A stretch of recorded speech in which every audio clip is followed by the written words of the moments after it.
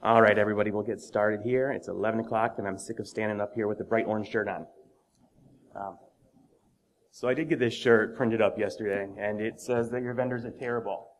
And I had to walk by the exhibitors, and I'm not trying to upset them. Our sponsors are great here, but our talk is to talk about why our vendors are terrible, how we can improve their security, and how to get control of them. So I have some subtitles for this talk, and I can't decide on one.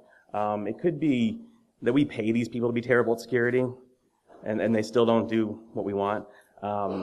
Sometimes, you ask for something from them, and they give you screenshots of Windows Defender, and you just think you need to put that in your talk. I don't care about your screenshots of your Windows Defender when I'm asking for a pen test. And I give them a security questionnaire, and they complain about it. I will take bourbon in lieu of them answering that questionnaire. Because that questionnaire is usually not that useful. And then, when something comes up, we have to talk about their Russian operations, because that's a whole nother ballgame. So vendors are unique. Each one is a child. And we're going to talk about that a little bit. So first, the brief about me. I'm Dan. I've been in IT and security for over 20 years. And I used to make cool things, but now I'm mostly GRC, policy, compliance stuff, and I do a lot on third-party risk management. I've been doing this in depth for 4 years, and a little bit longer before that when I didn't really know what I was doing. So the examples in this that I go through, I'm not going to name names, and I just want you to know that I do work at a regional bank that is not sponsoring this presentation, but the examples are not all from our bank.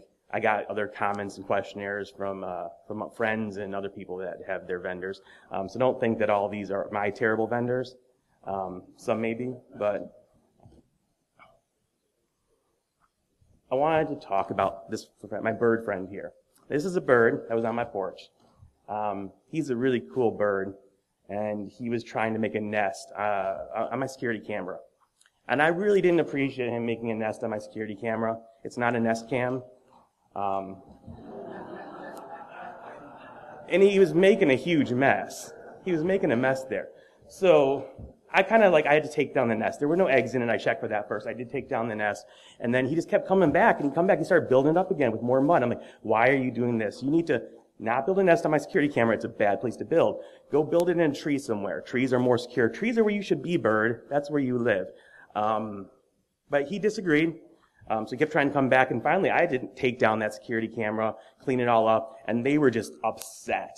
Him and his friend there, they were just flying around. They didn't know what to do. They're sitting up on my gutter. I'm like, go to a tree, go find a nice, safe tree. So then I was out of town, and there were some storms back home, and my tree got knocked over in the storms. And I felt really bad, because I was telling this bird, go in the tree, that's where you belong, and now I think this bird is dead. Now, I feel bad, he's out there, and I don't know what to do.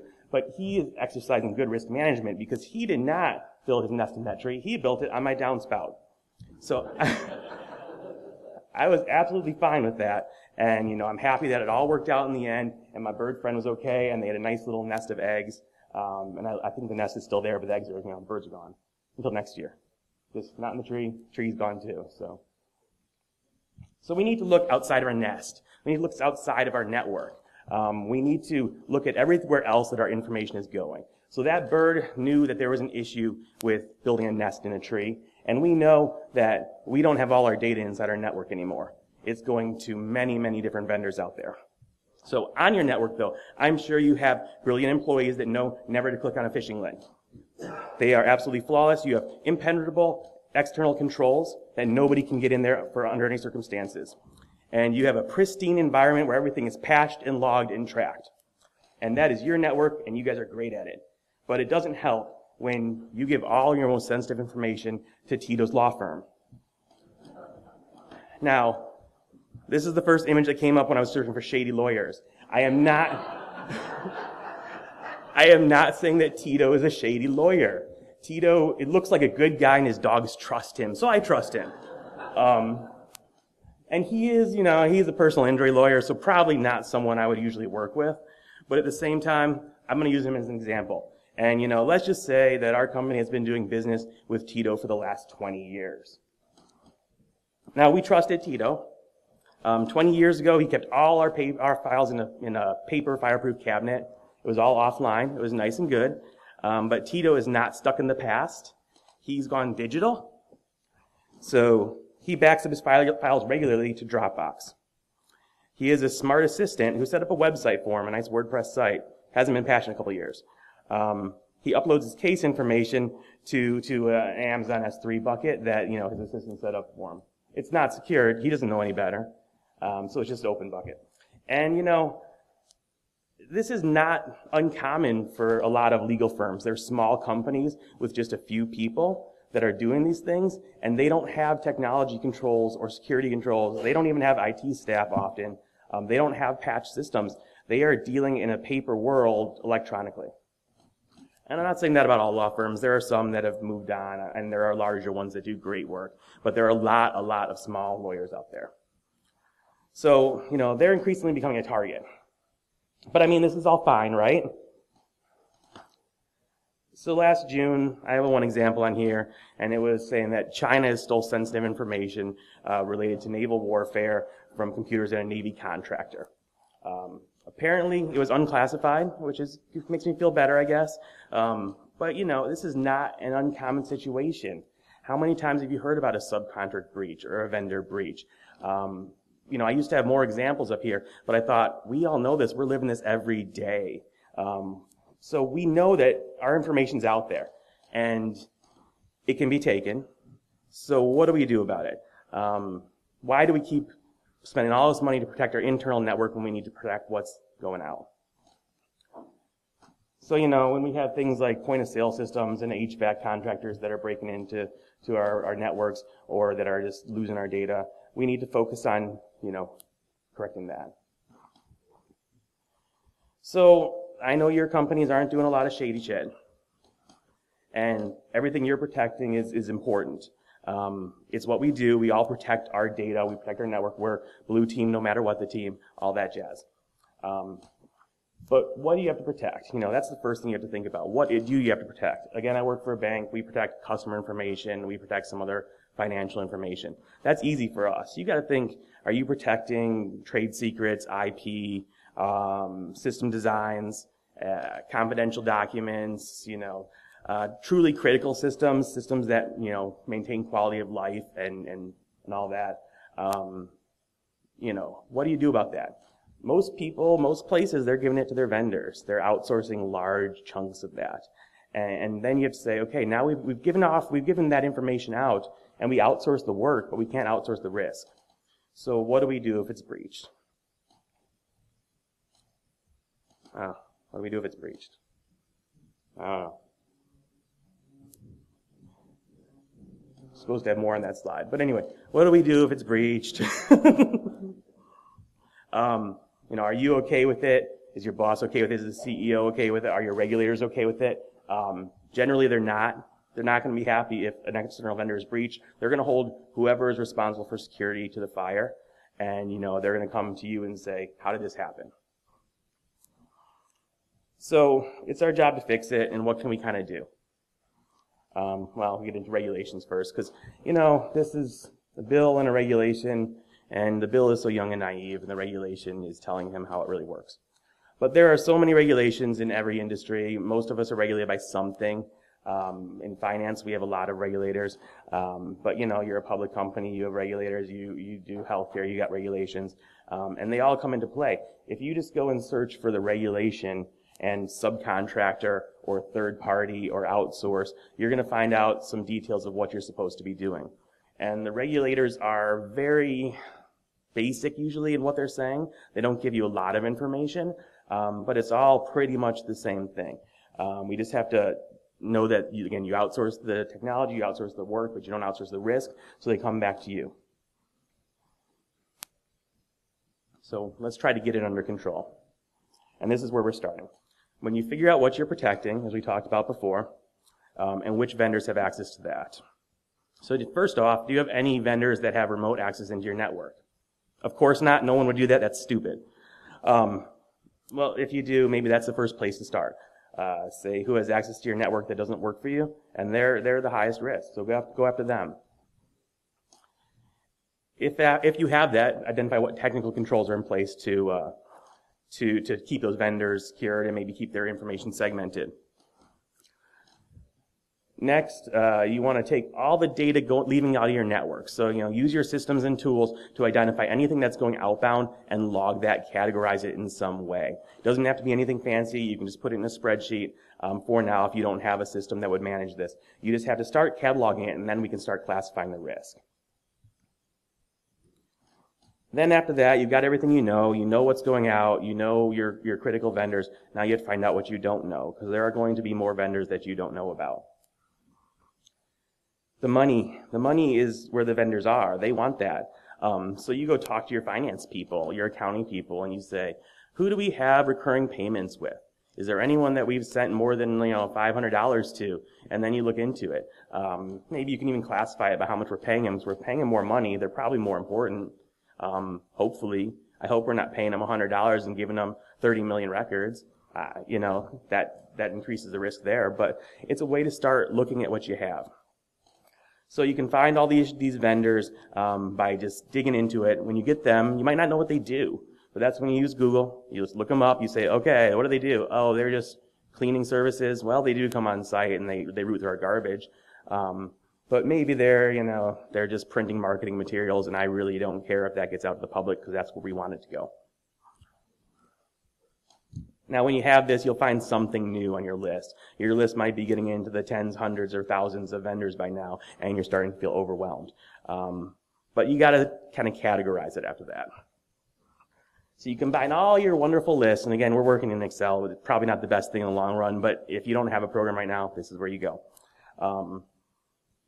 You say, okay, maybe these are tech services, these are internal software, these are data sharing. We're actually sending a data file out. Maybe facilities goes back to those cleaning crews. We have administrative support. That could be your auditors and your finance people and your tax preparation and stuff like that. You have on-site vendors that come on site and work with you, contractors, stuff like that. You have to kind of decide these categories for yourself. These are some good ones to start with. But you take that and you kind of work through it.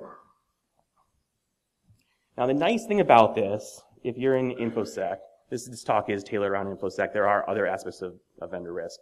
If you're in InfoSec, we are kind of naturally curious, and we like to dig into things. And maybe you're not thinking about digging into this like you would be thinking about digging into a system, but it's the same thing. Your corporate structure is just a system you can hack. So you have to see what goes where, how it works, how things connect and interchange. So when you dig into it, you can kind of figure out what's working and make that educated guess of what's important. And then you get into the boring stuff, but you need it, is the policy. So you're starting up a program, we'll say here, and you may need or want this policy, and the policy needs to, cover what you're trying to do, why you're trying to do it, and who's accountable for it. And you need to have somebody accountable for it. If you're just trying to start something in your company that on a small scale that is saying, I'm going to review these vendors, you're not going to have support and you're not going to have power. So when I started doing this, we had a really good third-party risk management program in general. We reviewed vendors really well up front when they came in. The ongoing reviews were maybe a bit lacking. So I kind of tried to build out this policy and this structure saying that, yeah, we're going to be going back to these vendors every year, and we have a right to audit. That's in our contracts. So we're going to keep hammering them each time. So there's always, and the thing about third-party risk and vendor risk, there's always something more you can do. You can start with one section and just look at a questionnaire, and then you can say, I want to go into penetration tests, I want to go into on-site tests, I want to go farther than that. But you have to classify that by the risk of what you're doing and how much it's worth. So if this is your first foray into third-party risk, you take it slow, you bite off what you can chew, but you need someone else higher up, in your organization to handle it with you. So when you get your policy, it's all nice and tidy. You need to have procedures. The procedures say what you're doing. So we're going to be testing security controls of our vendors, and some of them are going to be fine with it. Those are the good vendors. They'll give you a packet of information. They're happy to answer any of your questions. And then most vendors are not happy about this. They don't want to answer your questions unless, you're signing a contract. They will fight you tooth and nail and say, I won't give you that penetration test. I'm not going to give you anything. It's really not uncommon, unfortunately. I love the good vendors, and I spend most of my time with the rest. This is hopefully where your contracts come in. And I didn't say contracts because I had to do the PPP alliteration, because that's just me. I work with a lot of lawyers, and they keep saying papers, everything. I literally work with like 6 lawyers on a regular basis in different areas, and my boss is one. So it's always very interesting and educational for someone who has none of that background. But you should have contract language in your vendor contracts holding them to some sort of standard. The ideal standard is their security needs to be at least the level of your internal security. So then you define what your internal security is, and they have to meet that or exceed it. That way, if something changes internally, you just call them the same thing. You say, hey, we need to do this new thing now. You need to do it too. You need to get a right to audit. So a right to audit allows you to do these questionnaires, and when they come back and say, I'm not going to give that to you, you pull out that right to audit in the contract and say, you have to, or you're in breach of contract. So you can leverage that to get a response. And you need the vendors to notify you in contract whether they outsource your data to a fourth party or if they themselves are breached. We don't want them going to our customers and saying, we're going to notify the customers or notify these other places ahead of time. We want it to come back through us first. So work with your business folks who might own those vendor relationships. Work with your legal teams to get that in there. And it should, if it's not already in contracts, put in any revised contract going forward, and that'll get you going in the future. And if you can't do this, you say, I'm just down here and I need someone up here, you need to champion that.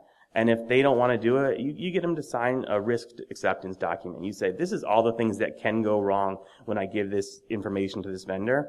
I'm telling you, I can't do anything about it. These are the things that I can't control. And then they sign off on it. If they know what they're doing and they care, they won't sign that. They'll just give you the power to do it right. If they sign it and they're breached, well, then you can hold up that document and hopefully not get fired. But they're usually more willing to help when you got to put your name on the line. So you talk to them about the risks and you get that to go. Finally, we're done with all this paperwork and it's time to dig up some dirt. So we have a policy and we have procedures and we have soundness, safety and security and soundness, but we need to start working now. So everyone in this room is now an auditor. Congratulations. So you look at your list of vendors and you start breaking them out by risk, and you say, who gives us the biggest heartburn? And you take that top 10% and you start working with them. And you say, what do they do for us? Are they an ASP? What type of information do they collect? Where do they store it? Who hosts them? And where does it go? Get a data map of where your data goes outside of your environment. I'm not saying a diagram doesn't need to be overly technical. You just need to say it goes to this region, it goes to AWS, it goes to China, it goes to Russia, it comes back into your network, and it's all corrupted. You just need to know where it goes.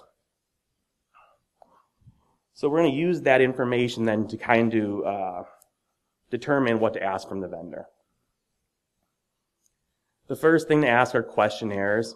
Questionnaires are easy for us. They're really terrible for the vendors. These are a few different questionnaires that are out there. The Cloud Security Alliance, the Shared Assessments, SIG. Vendor Security Alliance is a different one. And that the Google VSAC, I don't know if that's really moving much lately. But the other 3 are really good and big and complicated questionnaires. And some of them, like the Cloud Security Alliance, if you're working with a vendor that's part of that, they'll already have their questionnaire filled out. If you're working with a vendor that is in financial systems like that, or a bunch of other industries, they may already have a shared assessment SIG filled out. These things vary from a few hundred questions to thousands of questions. But it's good to take some of these and then bring them back to your environment. I always do recommend using a standard questionnaire, because if you build out your own questionnaire, which you can do, it becomes a management nightmare. These things are updated regularly. You just send it out. Maybe 80% of the questions you don't really care about, but you got to find those ones that you do. So you get those back. You can scope them down for the vendors if you want to be nice, but again, you're paying these people. I don't usually try to be too nice.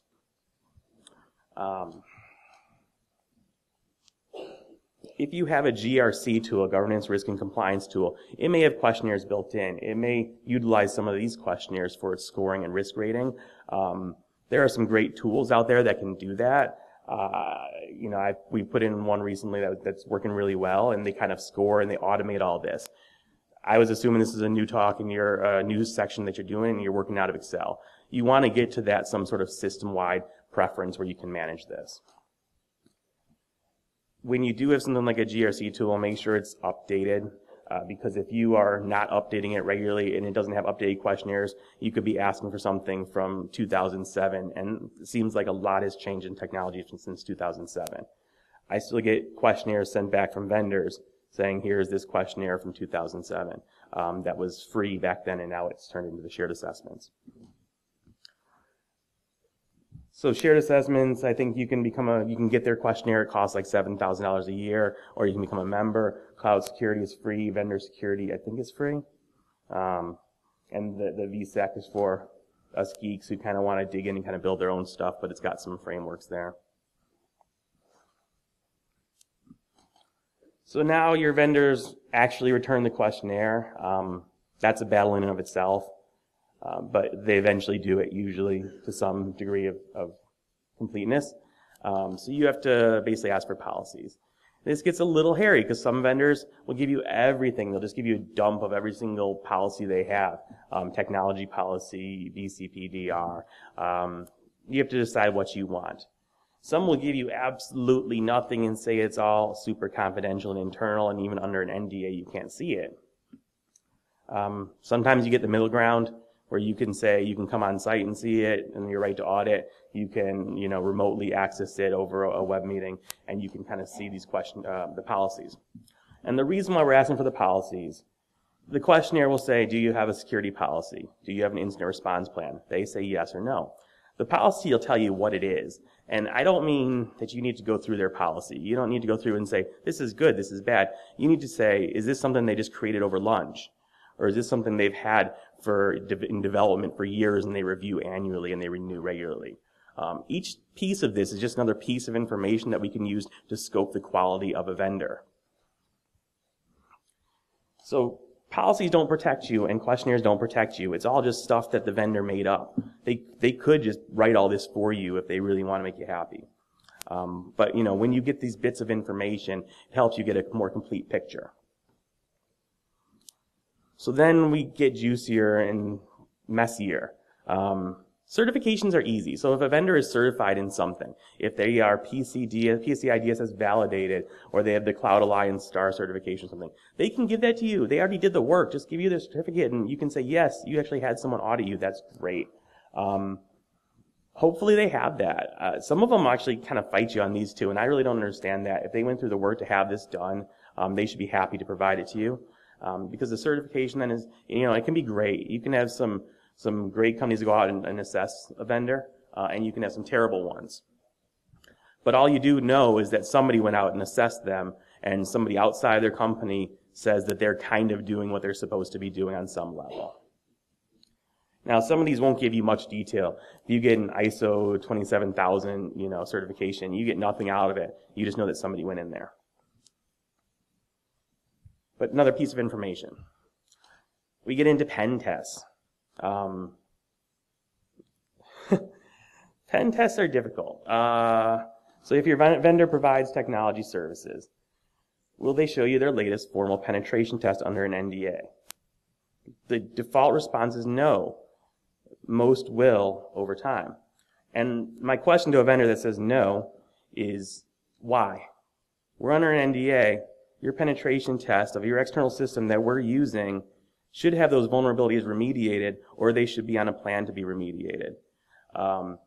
So you should have no problem showing that to us. And I don't need a copy. You can show it to me online. I just need to know you actually know what you're doing, and you're not just running a Nessus scan. You actually have somebody come in there and doing a proper assessment, because everyone has vulnerabilities. Everyone has vulnerabilities that are going to be patched. No one is perfect, and that's got to be expected. We're not holding our vendors to an expectation of perfection, because nobody will meet it. We are trying to get a measurement of risk and how much this is going to affect us. Yes? So if you had any of your vendors turn around and say to you, I'll provide this report, now I want you to answer our questionnaire? I don't... You have their data? So we have partnership agreements where we do that, where it is a two-way contract, where we are receiving their data, they're receiving ours, and there are some requirements. In those cases, yes. Generally, no, because we are purchasing a service, and they are responsible for providing certain levels of that service. Now, we are a service provider in some regards too at our bank, and we do have to provide, these type of responses to them. Our company and the way I run this is a little bit stricter than many that are out there. And I've been told that before, like, this is the most difficult assessment. And the thing is, I know there are people who do more difficult assessments, but I think, we're the troublesome ones, I guess. Yes? So, maybe on the business associate agreement, aren't well written, and they say to the vendor, you want this. Well, what is it? Yeah. Yeah. First of all, secondly, you come back and often say, well, you said you have to help me. Who will you hire to do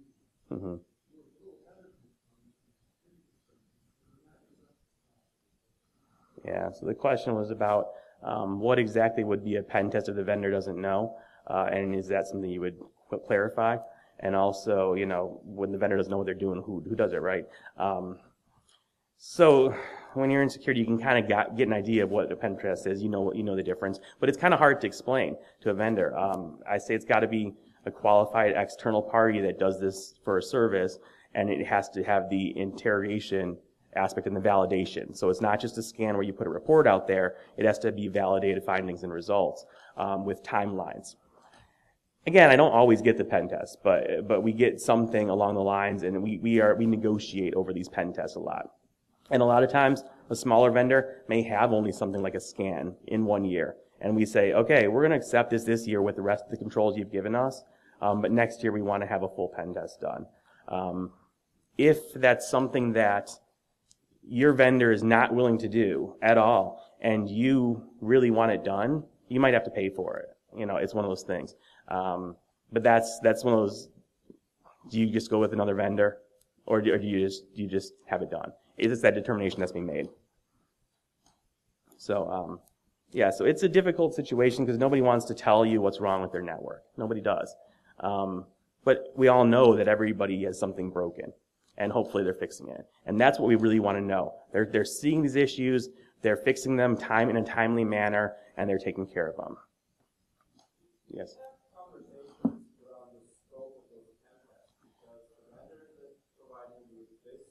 Mm-hmm.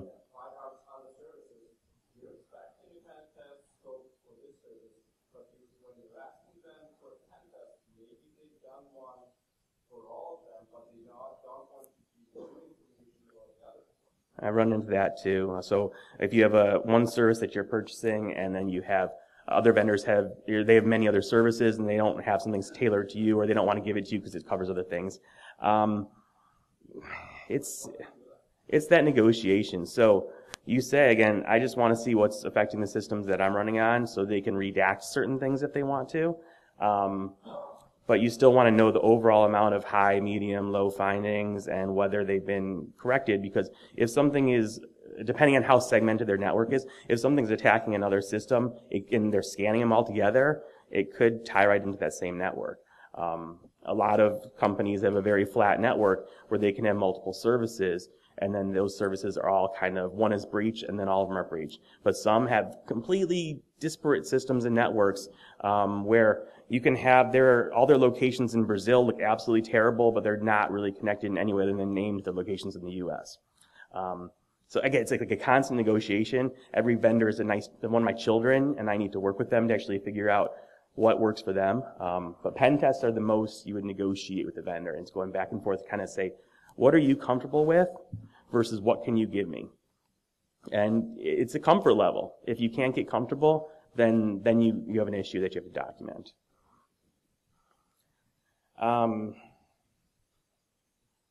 Well, I think I covered everything on my pen test slide for the most part. So that's cool. Good discussion. Then we get into outside audits. The SOC 2 Type 2 is in the U.S. It's kind of a standard audit for services. There are other SOC types also. This is what we usually request, and we get various copies of it that could be good or bad. So this is an external audit report. It will usually say what services are provided, what type of information is being handled, and what the requirements are on us as a business to maintain security controls. So we go through this and we make sure first that the opinion of the auditor isn't qualified. That means the auditor is generally okay with what's going on. The auditor will then note exceptions to their test controls, their test processes. Each exception should have a management response. Usually you don't find a lot wrong because people don't want to give you a SOC report if there's a lot wrong. They pay good money for them, and they want to look reputable. That's kind of what this is. The SOC is actually made for, the SOC 2 is made for internal use, but everyone will give it to you for the most part if you ask, for the most part. You got to make sure it's again within scope of your engagement, because there are many companies out there that'll do a SOC 2 for one of their services, but not for the one you're using, and they might try to pass it off on you. There's also plenty of companies out there that say use cloud providers, and they'll try to pass off a Rackspace SOC 2 to you because they didn't do one themselves. And that's great. Your data center is secure, but what about everything you're doing to maintain that platform? They don't have that process in place, so you need to work on that. Now, sometimes you get a report, a SOC report, where the vendor argues with the auditor inside the report. And that is the most asinine thing I've ever seen in my life. You paid good money for this to give to your customers, and you're basically calling out the auditor and saying they're an idiot in the report that you paid them to do. So I just get some popcorn and throw up the papers and say, this is a good time, I'll just read it. But there are other sources of information we can also go out to. So this gets a little bit into open source intelligence.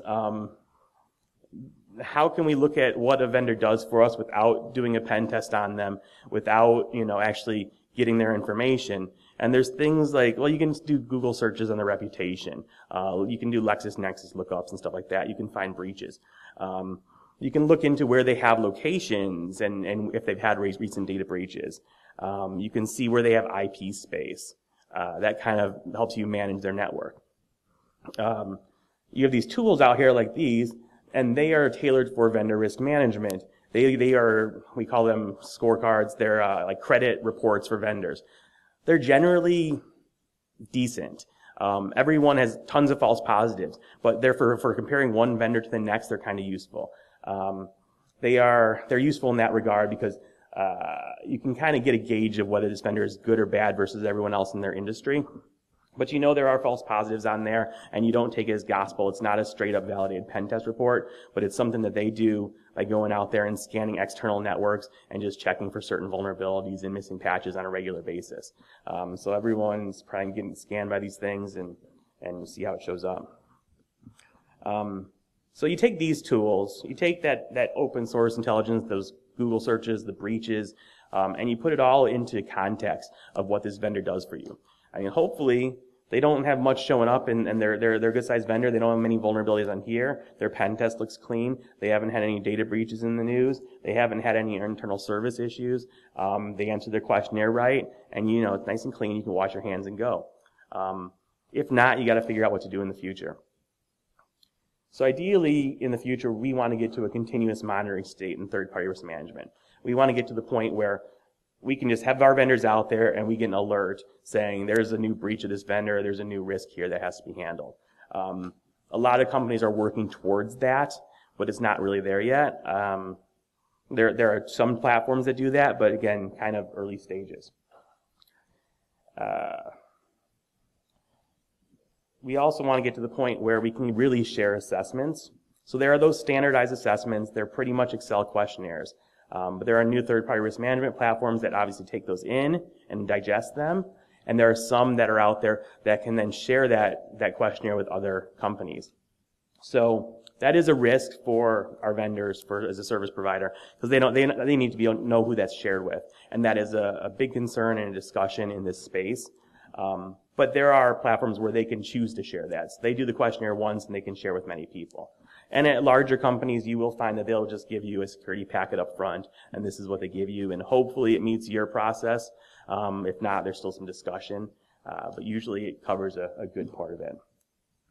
There's also sharing assessments with others in your industry. That's something that's working on in that shared assessments group. There's vertical strategy groups where you say, well, we are a finance company, there's a whole bunch of other finance companies out there, and we want to try to kind of share some information without sharing actually what platforms we use or what as we use for competition.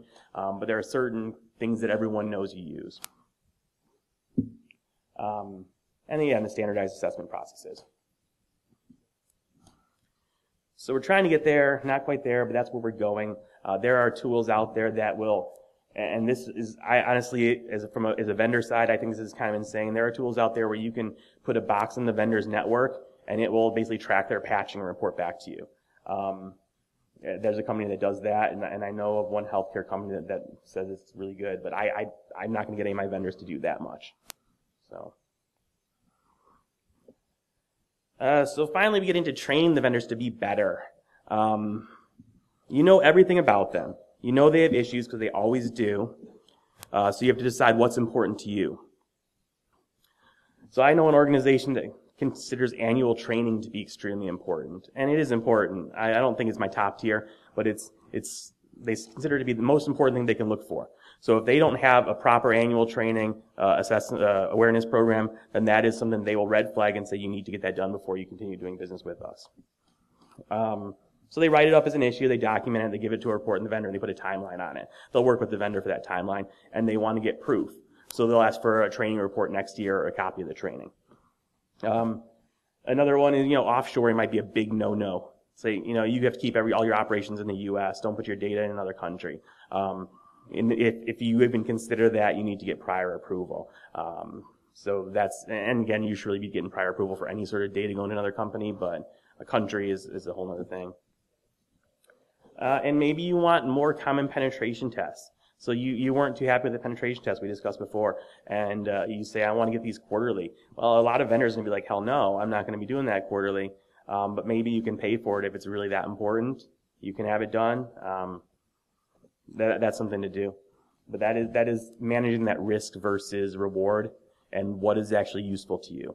So it goes back to scoping your questionnaires, saying this is important stuff and this is stuff I need to look at, and this is the stuff that is absolutely critical that cannot be wrong. And that comes into your risk tolerance. So you document the issues. There are questions, and you have to answer them. But you document the issues, you weigh the pros and cons of the vendor. And can you justify continuing doing business with this vendor? That's the question. Usually it's yes. You got them in there in the first place. They don't usually go downhill that bad. Maybe somebody brought them in off the side of your desk and outside of their desk, and they are kind of bad. And you say, I just really can't do this. So at that point, you hope you have the purse strings, and you can say, we're not paying this vendor until they correct it, or we have to find a new vendor. You can still ask nicely. You can put timelines on things, but you basically need to work with your internal stakeholders to hold them accountable. If they don't follow up with those timelines, then you escalate again, and if that vendor is breached, you make sure that the business unit accepted that risk. So somebody might say, I still want to keep doing business with this company, that they're doing a service for us that we can't get elsewhere. I know they're not going to provide any answers to our vendor questions, but we really need to use them.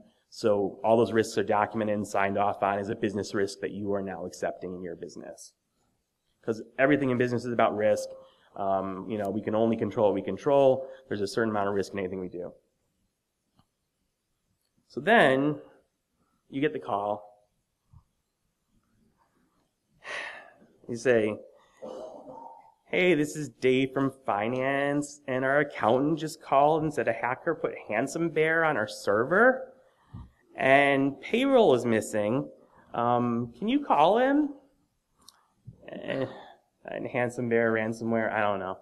It was weird. But that's the start of a bad day. So you pick out the good news. First, they called you, and they probably did it in a relatively timely manner. So that's something. Sometimes you might not get noticed for days or weeks or months if there's a vendor breach. And that notice can sometimes be in the form of a generic letter sent through a salesperson to kind of manage the risk. And the rep doesn't have any idea what's going on, so you need to get to the real issue. So, there are all sorts of issues where you might have this vendor breach. And you have, things where you have a vendor out there that uses an unsecured S3 bucket, like the legal firm. Or a law firm that puts all your data in a cloud provider that you knew nothing about because they don't feel comfortable having on their very insecure network. Maybe you get ransomware on a vendor managed server. It's something that can happen. Or the vendor gets malware and then they notify you, pretty much immediately, but don't answer any of the questions or any of your follow-up questions for days or weeks until you can get that final report. You could have a technology vendor that just gets breached in the news. You hear about it in the news and you're like, does this affect me? They may say yes, they may say no, but you really need to get something in writing. And when it's something important, an important vendor like that, you need to get up to like the CISO level or close to it to actually have that conversation. When you have that conversation at that level, over a phone call, they are much more likely to discuss with you why this affected you or why this did not affect you, and other than what you get in written letter. And you might not have that documentation then, but at least you have some comfort of how that vendor works. I was talking with a buddy and he was telling me about, how they got notice from a regulator that a fourth party that had their data was breached. And now the regulator has to audit them regularly. And you don't want to hear that from a regulator. You want to hear it from your vendor. You don't want to get it 2 levels down. Because now that regulator wants to know everything you did to protect it when it's going out. So we all have these breaches. There's the big ones in the news and everyone knows about them. Sometimes there's not a lot that affects you in those. If a credit reporting agency is breached and it affects everyone, maybe that doesn't hit you on a personal level because they kind of handle it. But on the opposite side, if your small vendor is breached, then you become the big name and they have to come after you. So sometimes you have to make an example of the vendor. And so first I assume that your incident response plan covered a breach at a third party. If it didn't, put it in there. Activate your plan, notify internal stakeholders, and basically reach out to the company and say, I want timely updates under our contract.